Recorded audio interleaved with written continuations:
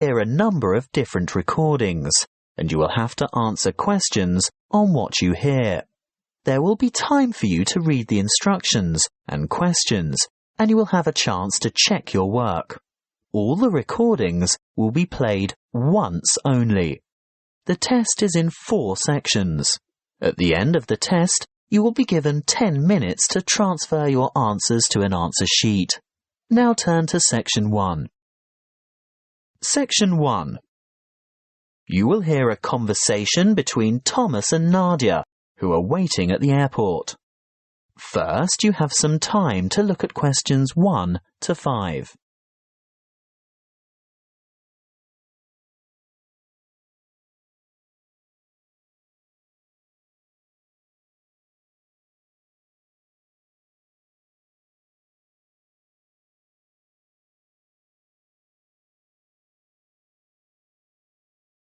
You will see that there is an example that has been done for you. On this occasion only, the conversation relating to this will be played first. Where have you been, Nadia? Browsing in the bookshop. What took you so long? You said you were only going to be away 5 minutes. I was only gone for a quarter of an hour. Nadia said she was away for a quarter of an hour.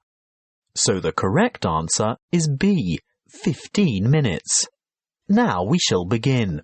You should answer the questions as you listen, because you will not hear the recording a second time.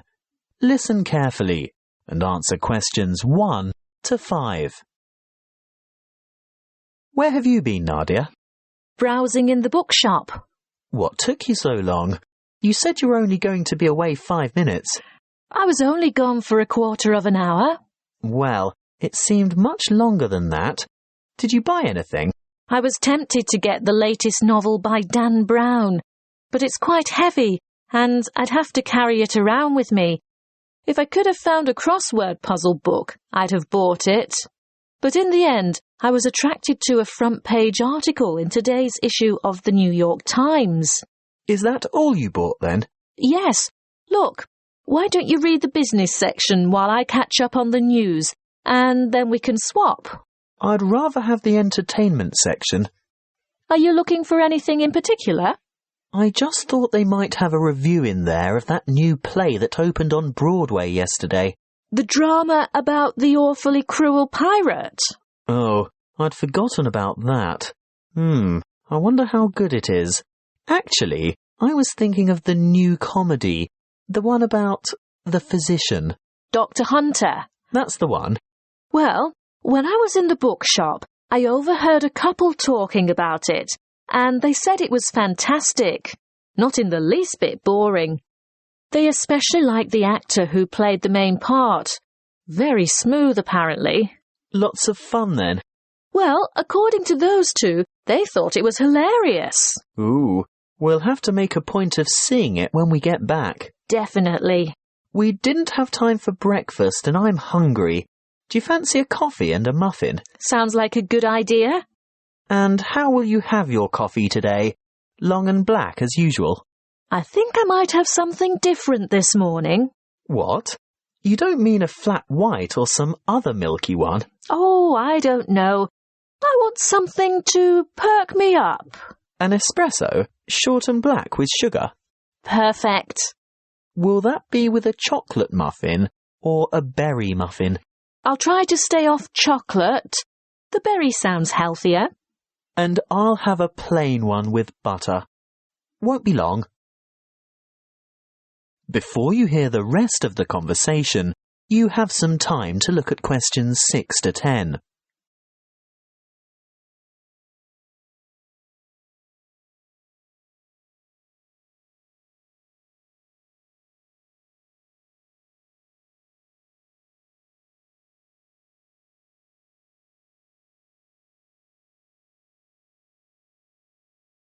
Now listen and answer questions 6 to 10. Here you are. Mind the coffee. It's really hot. Thank you. I'm really ready for this. Have you thought about what we should see when we get to London? The tower, of course. I've always wanted to get a look at the crown jewels. That is where they keep the jewels, isn't it? I think so. And what about the wheel? I hear it's quite extraordinary. I'm not that keen on the wheel. Do you want to ride on it? No way. Well, let's leave it out of the itinerary then. OK, so do we do the tower first? Yes, that's the idea. And then we absolutely have to go to Westminster. Really? Yes. Look, it's not going to cost us anything. And I promised my sister I'd take photos there. Well, if you insist. I do. Oh, did you know the British Museum is free to the public? Not just residents, but tourists as well. Well, I did know that, but I was hoping we wouldn't have to spend time in any museums. We've only got 3 days in all, and it'll take at least 1 whole day to go through the museum. Well, let's say we leave it till day 3 and see how you feel then. OK, I can't argue with that. And Buckingham Palace? I suppose you've promised lots of photos of that as well, have you? Well, no, not really. But we can't say we've been to London and haven't seen the Queen's Palace. I guess not. And there's the added benefit that it won't cost anything as well. Oh, Thomas, it's not that I'm afraid of spending money. It's just that I want to see all the traditional sites first. Good. I'm glad that's sorted. Listen, I think they just called our flight. That is the end of section 1. You now have half a minute to check your answers.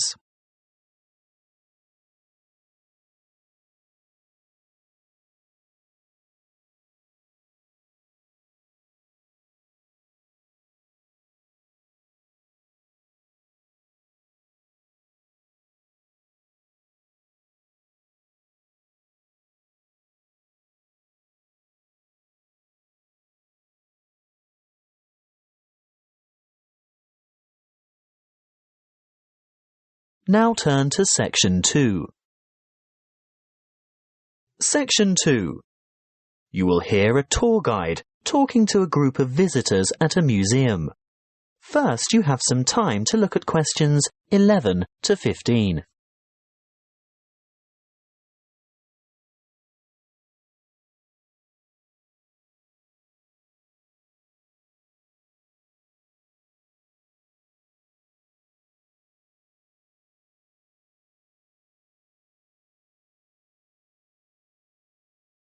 Listen carefully and answer questions 11 to 15. Welcome to the museum. Before we go inside, I'd like to remind you of 1 or 2 things. Firstly, you'll be pleased to know that admission is free to all visitors, so explore at your leisure, and if you can't take it all in today, you can come back again and again without any charge at all. Opening hours are from 10 a.m. to 5:30 p.m. most days, but the museum closes a little later on Thursday and Friday evenings. There are new multimedia guides available in 10 languages. They can be picked up from the desk in the covered courtyard for £4.50, and you can have it with you all day, from opening time in the morning until half an hour before closing. But you will need to produce ID. A passport, driver's license or national identity card are all acceptable. These multimedia guides have audio commentary as well as images and an interactive map for easy navigation. They're simple to operate, and you will get a more detailed insight into many of the objects in the various galleries. As a security measure, apart from your camera and a purse, wallet or small handbag, your other belongings such as large bags, coats and umbrellas will have to be left at the cloakroom. Please note that the museum has recently revised the regulations for the size of bags and parcels that it will accept in its cloakrooms. I think the maximum size is 40 by 40 by 50 centimetres with a maximum weight of 8 kilograms. The only exception to this is prams and pushchairs. There is a charge of £1 per item. The main cloakroom is to the left of the main entrance, and there is another one at the north entrance. It may seem obvious, but may I remind you also that you should set your mobile phone to silent or turn it off altogether while you are in the museum, and do not carry or consume any food or drink in the exhibition halls. If you are hungry, there is an excellent restaurant where you can purchase a light lunch or a full meal. If it's just a hot beverage you want, then I can recommend taking a break at the Gallery Cafe. Before you hear the rest of the talk, you have some time to look at questions 16 to 20.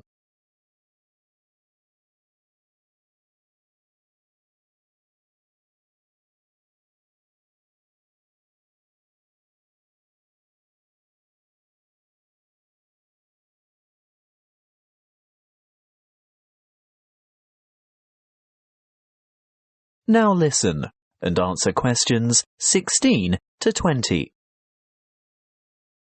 As we enter the museum from the south by going through the main entrance, as I said before, you'll find the cloakroom immediately on your left, and on your right is the museum shop. They have an outstanding range of postcards and souvenirs in there, and it's well worth a visit, but perhaps best left till you're on your way out. Then you'll know exactly what you want. The big room to the right of the entrance, behind the shop, is the reference library. Straight ahead of you, yes, the huge circular room is the main reading room. If you decide to go in there, please keep noise to a minimum out of respect for the writers and scholars who use it for their research. The reading room is surrounded by what is known as the Great Court. Indeed, it used to be an open courtyard, but you will see that it is now completely covered by a magnificent glass and steel structure. If you walk around the Great Court in a clockwise direction, on the west side, you'll see the entrance to the Long Hall of Ancient Egypt, which has an amazing collection of Egyptian antiquities. The gallery behind the reading room, directly opposite the entrance, is devoted to China and Southeast Asia. Here you'll see Chinese civilization explored chronologically from the Neolithic period through to the 21st century. The restrooms for both men and women are located in the northeast corner of this floor, but don't worry, there are others available on the floors above. Another huge gallery extends along the eastern side of the courtyard, and this is given over to Greece and Rome. The sculptures in this section are absolutely spellbinding.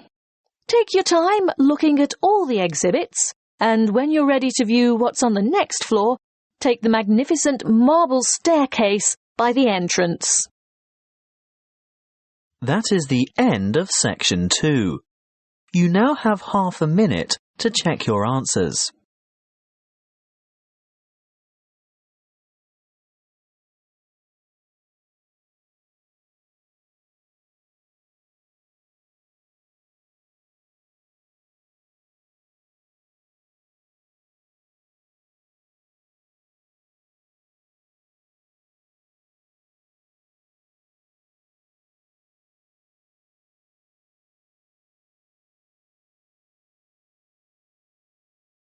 Now turn to section 3.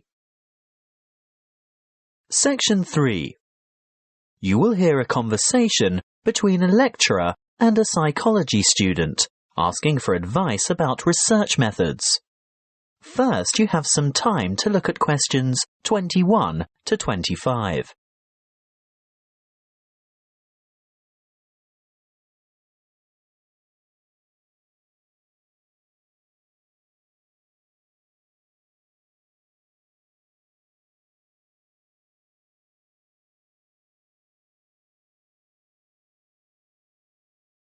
Listen carefully and answer questions 21 to 25. Good morning. Now, what is it you want to discuss today? Good morning, Dr. Reed. This assignment you've given us is the first psychology experiment I've had to do, and I'm not sure where to begin or which steps to take. Well, Conducting your first psychology experiment can be quite a complicated and confusing process, but just remember that, like other sciences, psychology uses the scientific method and bases its conclusions upon empirical evidence. What do you mean by empirical evidence? Well, empirical evidence is established by observation rather than theory. And the scientific method? Oh, yes. When conducting an experiment, you need to follow a few basic steps. I know the first step is to come up with a research question or problem. Yes, a question that can be tested. How do I find an appropriate question? I would suggest one of three methods. Firstly, you can investigate a commonly held belief, or what we call folk psychology. I see. So I could examine the belief that staying up all night to study for an important exam can adversely affect test performance. That's right. In that case, you would compare the scores of students who stayed up all night with those of students who got a good night's sleep. I think I could do that. Well, alternatively, you might want to consider reviewing the literature on psychology. You know, published studies can be a good source of unanswered research questions. I'm sure you've read papers where the authors note the need for further research. So I would come up with some questions that remain unanswered. Correct. But there is a third source of ideas. Just think about everyday problems and then consider how you could investigate potential solutions. Okay. Perhaps I could study various memorization strategies to find out which are the most effective. That's the idea. Next, you need to define the variables. You know, anything that might have an effect on the outcome of your research. Yes, I remember we learnt about that last week. Yes, that's right. Then you have to develop a testable hypothesis that predicts how the variables are related.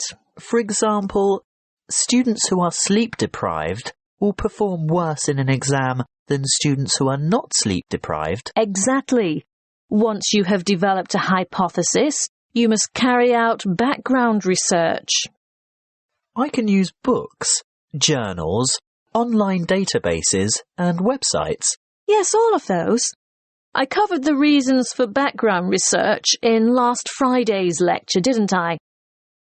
What you have to remember at this stage is to take careful notes and generate a bibliography of your sources. Before you hear the rest of the conversation, you have some time to look at questions 26 to 30.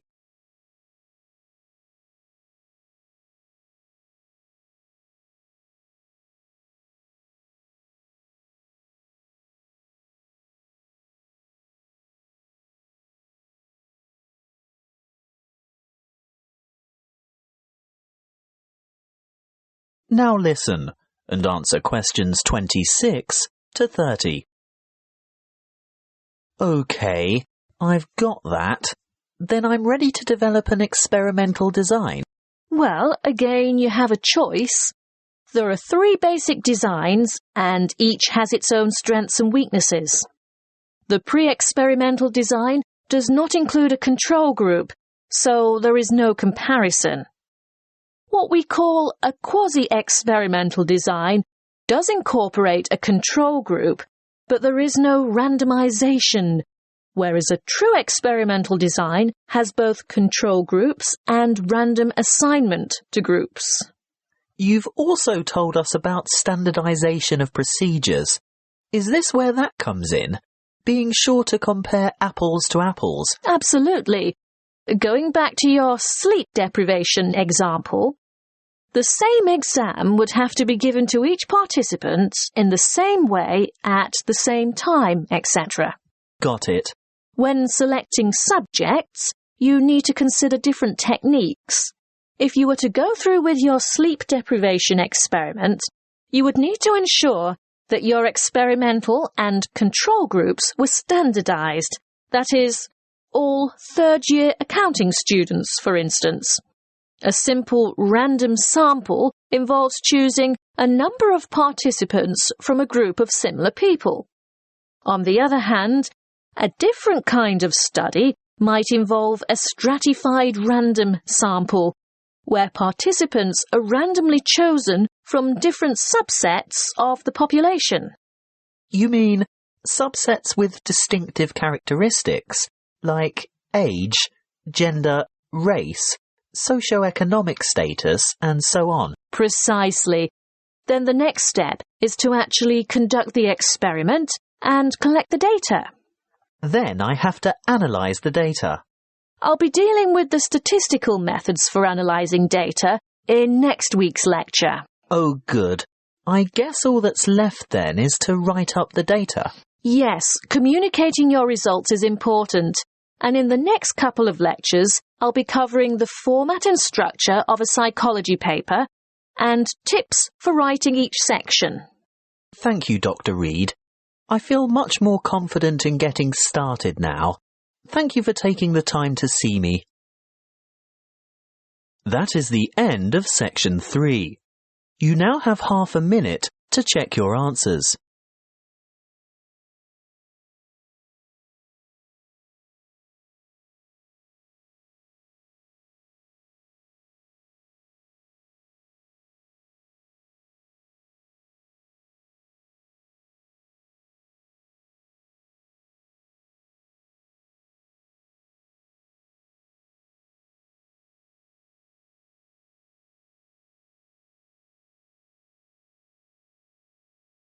Now turn to section 4. Section 4. You will hear a lecture on the production and trade of rice. First, you have some time to look at questions 31 to 40.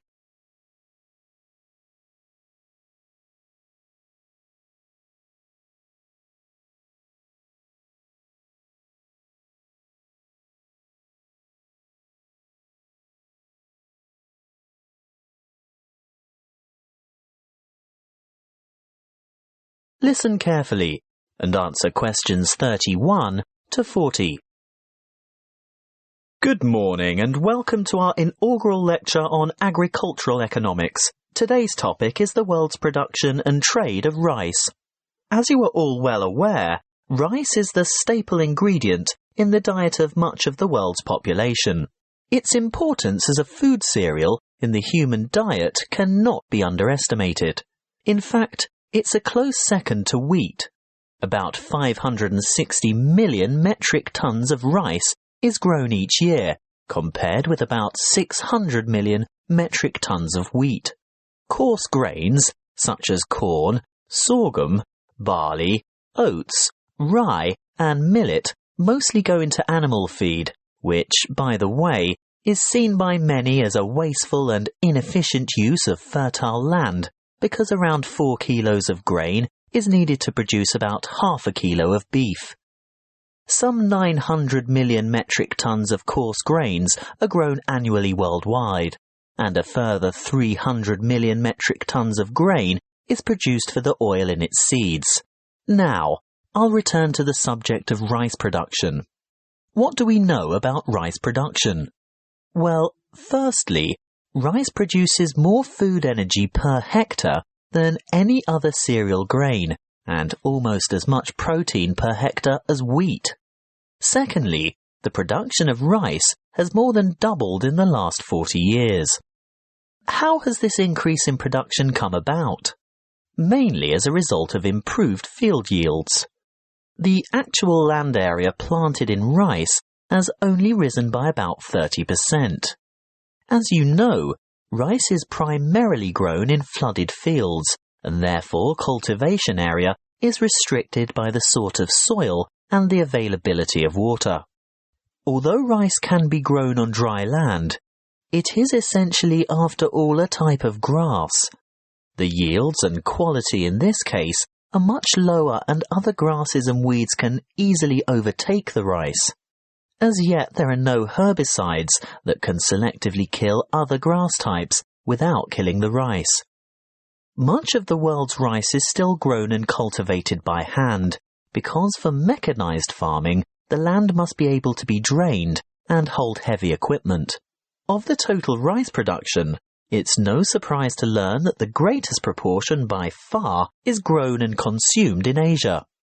You will see from the chart that the leading producers of rice are China at around 39%, followed by India with a quarter of the total.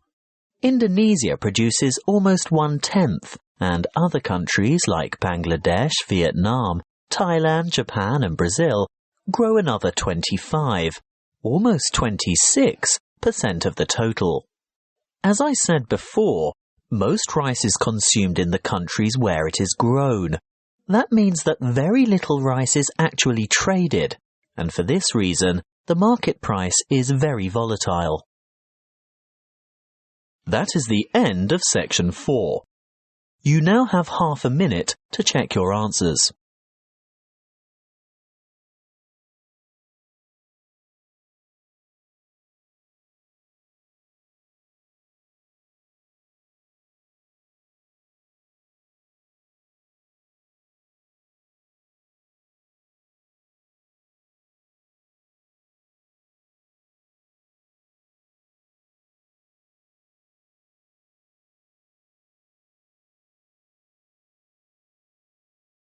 That is the end of the listening test. You now have 10 minutes to transfer your answers to the listening answer sheet.